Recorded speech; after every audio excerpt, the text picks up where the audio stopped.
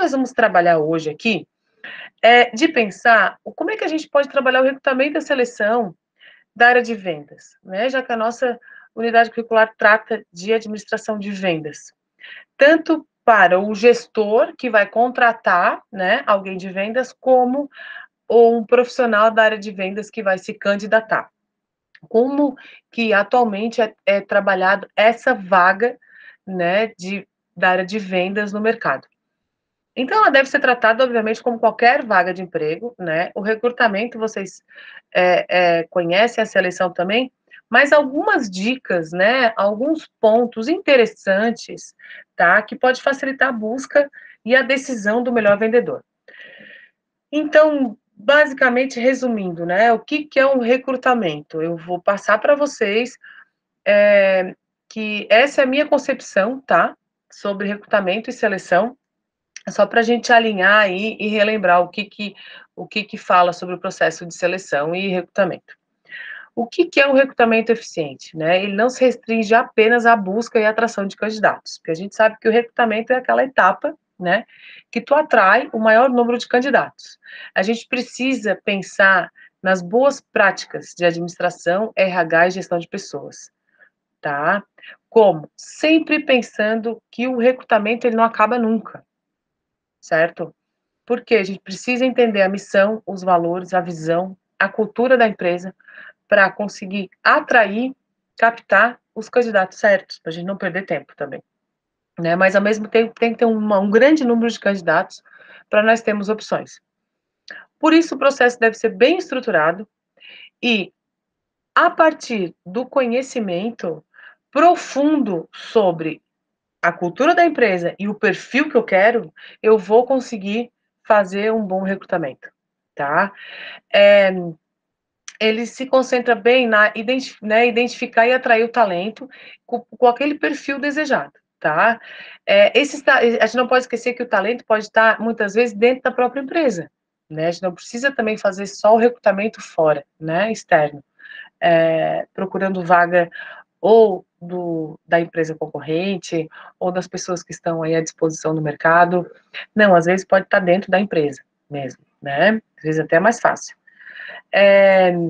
O processo ele tem o objetivo de atrair o maior número possível de pessoas capacitadas, né, com aquele perfil, para daí sim na seleção a gente aplicar o filtro, né, e aí identificar quais são os candidatos mais promissores.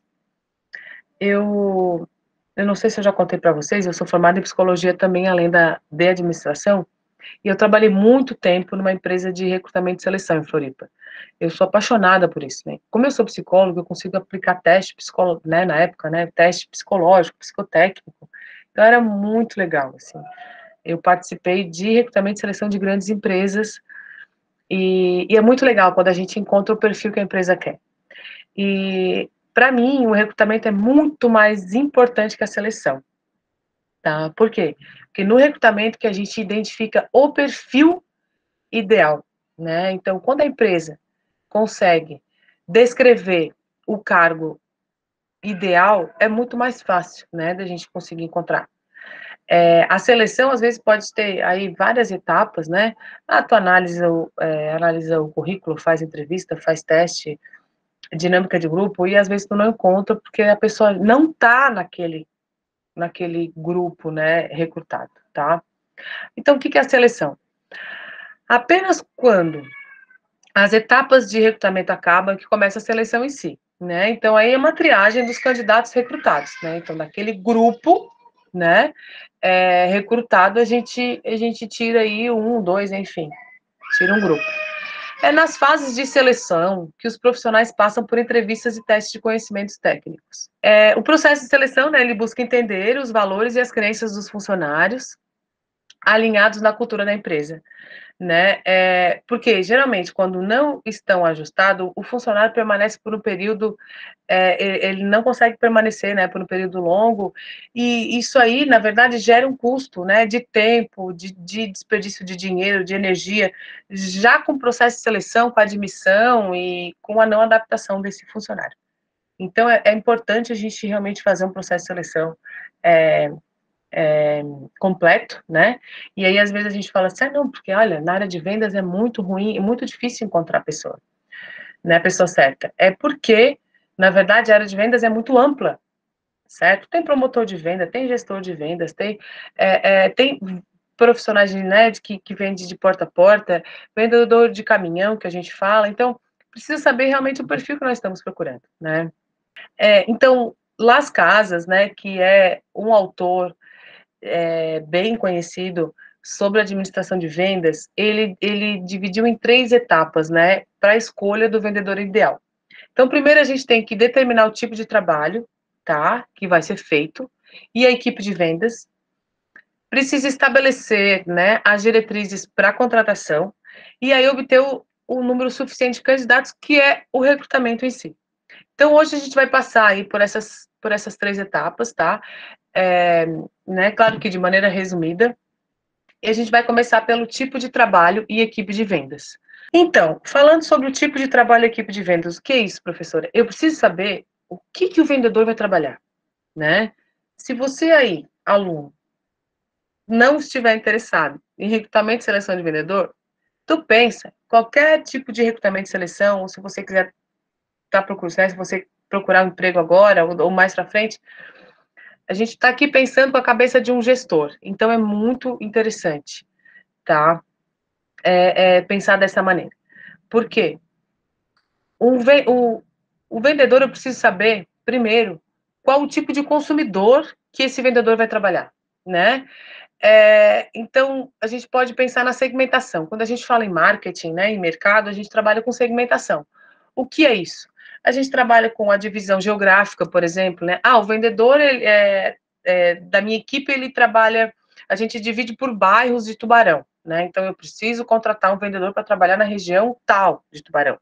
Ou eu preciso contratar um vendedor para trabalhar na região nordeste do Brasil. Eu preciso saber onde que ele vai trabalhar, né? Essa é um tipo de segmentação, a geográfica. A demográfica pode ser qual é o público-alvo, né? Qual é o sexo do meu tipo de consumidor, qual é a idade, né? A faixa etária, o estado civil, a profissão. Eu preciso descrever qual é esse consumidor. Da mesma maneira, a questão psicográfica, né? O que quer dizer? Qual é a personalidade desse consumidor? Qual é o estilo de vida, as atitudes? Mas, professora, para quê? Porque isso tudo já vai começar a me mostrar o perfil do vendedor que vai vender para esse tipo de consumidor, certo? Então, isso é um recrutamento profundo, né? A gente já pensar no perfil do consumidor, primeiramente. Então, aqui eu coloquei, né? Quando a gente fala em varejo, né? Ou no mercado business to consumer, né? Empresa para o consumidor, quando é uma venda mais direta, então, né, um exemplo, segmentação geográfica, demográfica, psicográfica, ou na indústria, né, que também, né, também é mais comum, né, ser B2B, business to business, né, um negócio para outro negócio, né, um atacado para atacado, enfim, pode trabalhar com tipo de atividade, com o tamanho da empresa. Então, tem vendedores que atendem só que vendem, né, o nosso produto para pequenas empresas, o outro já é para mais para empresas internacionais. Então, eu preciso saber o perfil. Se é para empresas internacionais, ele precisa saber falar a língua, né, daquelas empresas, o idioma, né, daquelas empresas. Então, por isso que é interessante, ou a capacidade de compra, né? Tem empresas que compram até R$ 1.000, né? Empresa que compra até R$ 100.000. Então, a segmentação, a empresa, né, que vai escolher a forma que ela segmenta o mercado de consumidor. Mas alguma segmentação é feita para vendas e deve ser levada em consideração na hora de recrutar, de selecionar, né, um novo vendedor. Da mesma maneira, a natureza do trabalho do vendedor. Então, para cada tipo de negócio, existe um tipo de vendedor, né, uma qualificação diferente, certo? É muito importante a gente identificar o perfil do vendedor e as tarefas básicas dele. Até para a gente falar, quando for falar da vaga, a gente saber quais são os pontos, os trabalhos básicos que esse vendedor tem que fazer. Então, eu posso, por exemplo, definir competências. Tenho certeza que vocês também já ouviram falar, né, no chá. Então, né, dividir em conhecimentos, habilidades e atitudes. Ou verificar qual o tipo de vendedor que eu estou procurando. O vendedor, tomador de pedidos internos, que é aquele vendedor de loja, né? Ou o vendedor de tomador de pedidos externos, que é aquele que visita porta a porta os clientes. O vendedor de entrega de mercadoria, que é aquele vendedor de caminhão, que é aquele que vende cigarro, que vende salgadinho, né, que coloca os produtos no caminhão e ele entrega, ele mesmo já anota o pedido. O vendedor técnico, ele precisa ter algum conhecimento técnico, ele precisa ter algum curso técnico, algum conhecimento mais aprofundado daquele produto, né, algum curso, alguma qualificação diferente, ou ele vai trabalhar como atendente de e-commerce, né, que aí tem toda uma postura, toda uma linguagem diferente. O vendedor de produtos intangíveis, né, que a gente fala vendedor de serviços, que também já tem uma outra linguagem, ou é um vendedor de prospecção, que ele não cumpre a venda final, né? Ele vai só até um pedaço, depois ele passa para um outro para fechar o negócio. Enfim, precisa saber qual é a natureza, né, do trabalho desse vendedor, tá? E também precisa saber qual é a estrutura da força de vendas. Professor, o que é a força de vendas? É a equipe, né? É o grupo mesmo. Então, para eu saber o número ideal de vendedores, né, do grupo, eu tenho hoje um grupo de 5 vendedores. Eu vou chamar o sexto. Mas será que só vou chamar o sexto? Ou tem uma chance de eu chamar o sétimo, né? E aí, se eu chamar o sétimo, como é que vai ficar a divisão desses vendedores, né? Até divisão pela segmentação, né? Enfim, então eu preciso saber uma previsão das minhas vendas do ano, isso daí nós já vimos em planejamento, né? Sempre com uma visão otimista, pensando numa gordurinha, né? Um pouco a mais, porque para não sobrecarregar, né? Qual é a expectativa de mudança dessa força de vendas, ou seja, se tem um plano de carreira, se alguém vai subir para alguma gerência, ou se alguém vai sair, ou se alguém já está paquerando lá a empresa concorrente, né? É interessante saber. Se existe um programa de marketing, né? Se existe um lançamento de novos produtos, certo? Para adaptar essa equipe. Então, se tem um novo produto surgindo, um novo serviço, uma nova campanha, vai gerar mais trabalho ou outros tipos de trabalho. Então, a gente já pode recrutar aquele vendedor que tem aquela qualificação que talvez nenhum outro tenha, porque é um novo produto que está sendo lançado, enfim, né? A gente pode calcular também a carga de visitação, né? Quanto tempo leva para visitar um cliente? É um cálculo mesmo, né? Ou quanto tempo dura essa visita? Quantas vezes precisa visitar aquele cliente por mês? E assim eu vou conseguindo identificar o tamanho da minha força, da minha estrutura de vendas, né? Da minha força de vendas. Quantas pessoas precisam realmente fazer parte da minha equipe, tá? Então, esse ponto é o primeiro ponto, né, que é o tipo de trabalho e equipe de vendas, tá? Por segundo, a gente tem que pensar na hora de trabalhar para recrutar um vendedor, pensar nas diretrizes para essa contratação, né? Então, pensar nas responsabilidades e deveres. Então, fazer uma descrição de cargos, né? Como é que a gente começa? Descrevendo detalhadamente as atividades. Eu posso pedir para os outros vendedores descrever quais são as atividades, o passo a passo. Vocês lembram que lá nas primeiras aulas eu falei qual é a função do profissional de vendas? Daí eu coloquei lá 7 quadrantes, né? 7 diferentes atividades e descrevi minuciosamente cada atividade. Então, assim, tem uma infinidade de funções, né, de atividades que o profissional de vendas pode fazer. Então, precisa realmente saber como que ele vai atuar nessa empresa, tá? Até para já provisionar qual é o tipo de treinamento que ele tem que ter mais para frente, certo? E talvez já pensar até na própria política de remuneração. Então, perguntar quais são as principais tarefas, né? Como que essas tarefas têm que ser executadas? E aí, descrever mesmo, colocar no papel, tá? Um documento escrito. Essa descrição de cargos é muito importante. Tenho certeza que no RH vocês já viram, e ela é também utilizada para o recrutamento e seleção. Aí, quando contrata o funcionário, ele vai saber, né, o que ele deve fazer, tá? Quais são as funções dele, né? Orienta tanto quem está entrevistando e recrutando, quanto o profissional depois de contratado, tá? E ali a gente pode colocar as informações técnicas, né? Para quem que eles são subordinados, os critérios para eles serem promovidos, o plano de cargos, a política de remuneração, enfim, todos esses pontos é importante descrever no cargo, tá? E aí especificar, ou seja, estabelecer e identificar as características de personalidade, como, por exemplo, é importante ter empatia, capacidade de persuasão, não só para ter, porque às vezes, né, muitas vezes a gente vê aí divulgando, né, procurando profissionais, então colocando assim, proativo, né, ou então no próprio currículo a pessoa coloca proativo e ninguém sabe. Às vezes não é muito interessante o funcionário ser tão proativo assim, né, às vezes é mais interessante o funcionário ser mais quietinho. Então não é toda vaga que precisa de proatividade, né. Empatia, claro que é importante todo mundo ter, né, mas também tem que tomar cuidado aí para a pessoa não ter o coração muito aberto para certas situações, né. Agora, capacidade de persuasão na área de vendas é sempre importante. A gente pode pensar em outras características, quais as experiências anteriores, né? Ele precisa ter experiência anterior na área de vendas, em qual área? Ou ele precisa ter experiência anterior em alguma área mais técnica, né? Pensar nas características ambientais, qual é o estilo de vida dele, o nível de educação, quais são as habilidades, se ele tem alguma habilidade com raciocínio lógico, se for importante, se ele precisa saber um pouco mais de matemática, cálculo, né? Depende da atividade que ele for fazer.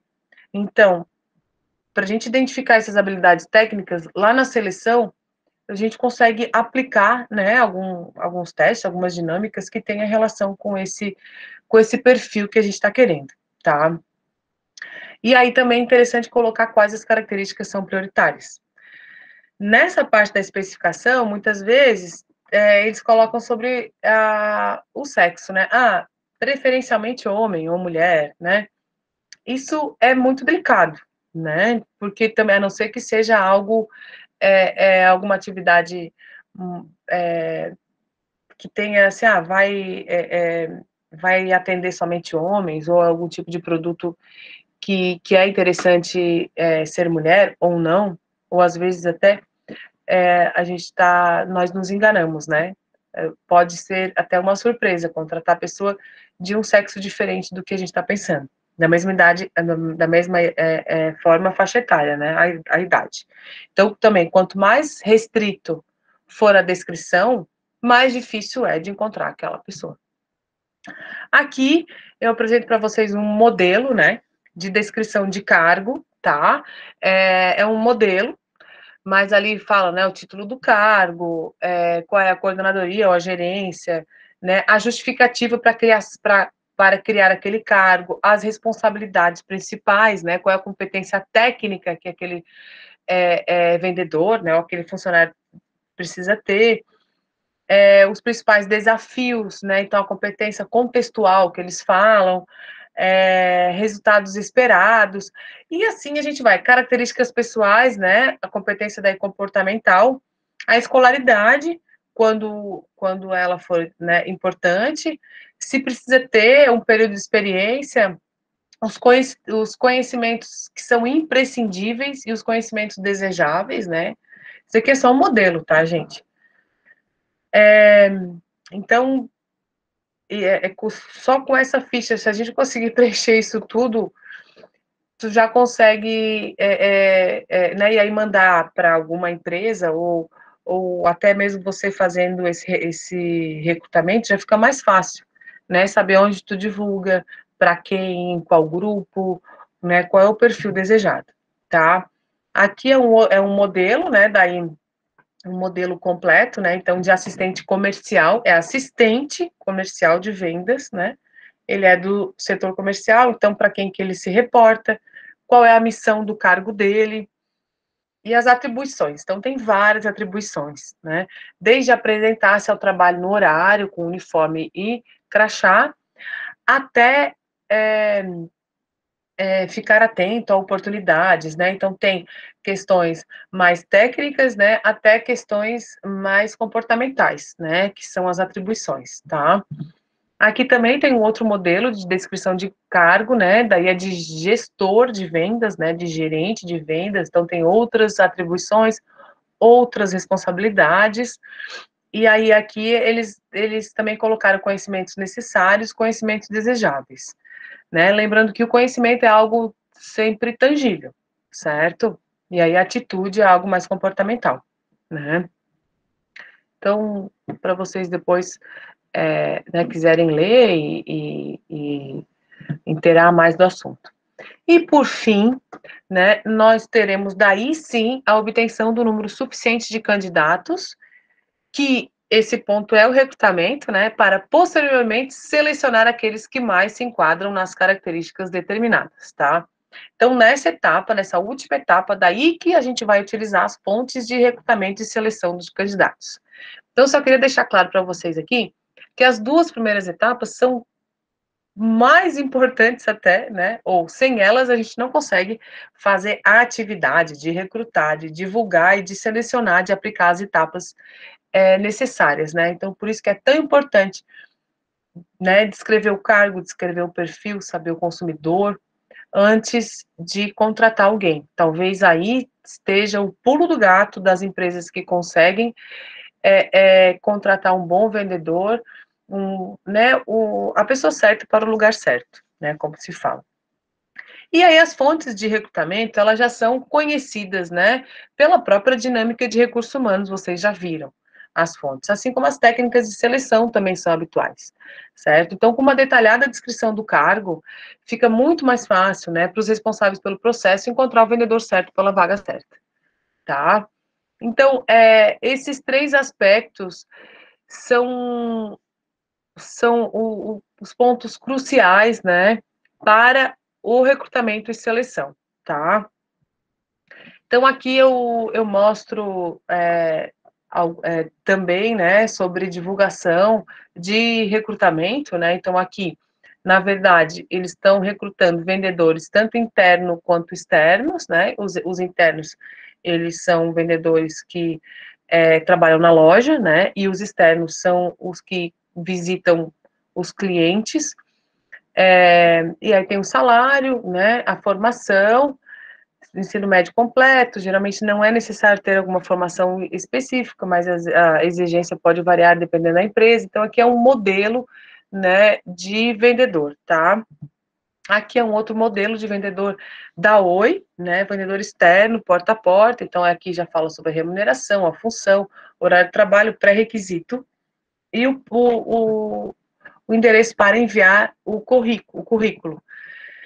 Quem vê assim, acha que a Oi só tem esse perfil. Agora, a descrição de cargo que a Oi trabalha é gigantesca. Eu não tenho acesso, mas eu tenho conhecimento que é bem... Eles são bem exigentes, assim, né? Eles realmente são bem detalhistas, tá? Então, quando a gente vê esse anúncio, né, a gente acha que é só isso aqui, mas não, tem profissionais por trás, né, não sei se vocês já devem ter participado, né, de etapas, né, de recrutamento e seleção, e sabe que, né, existe toda uma técnica por trás, né. Então, pessoal, por hoje, eu queria passar para vocês, né, esses pontos, tá, sobre recrutamento e seleção.